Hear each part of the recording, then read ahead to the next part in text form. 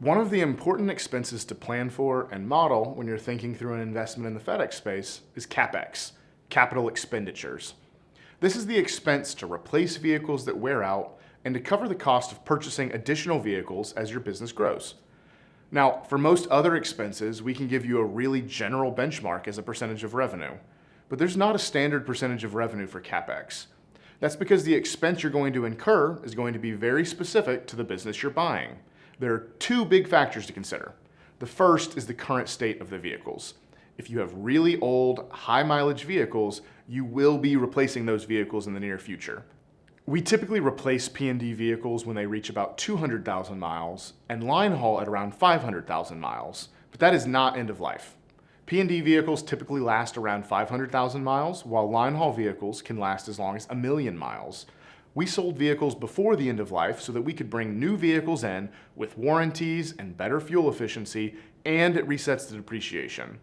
When you're acquiring the business, it's critical to get that fleet inspected, review the mileage, and think through the timeline and cost of replacing those vehicles in the future. The other important piece to model your CapEx is to understand what the routes or runs actually look like.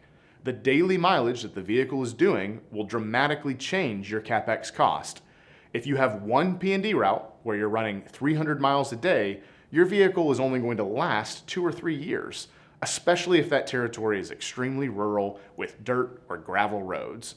On the flip side, you could have a downtown route that does 10 miles or less a day, and that truck could theoretically last for decades. The same applies for line haul. The higher mileage runs will wear your trucks out faster and raise your CapEx expense.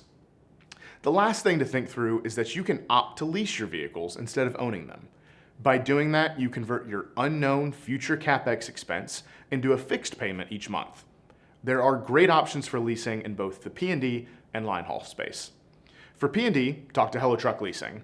They do full service leasing for most vehicle types and will lease to new contractors. For line haul, Ryder and Penske are the largest leasing companies.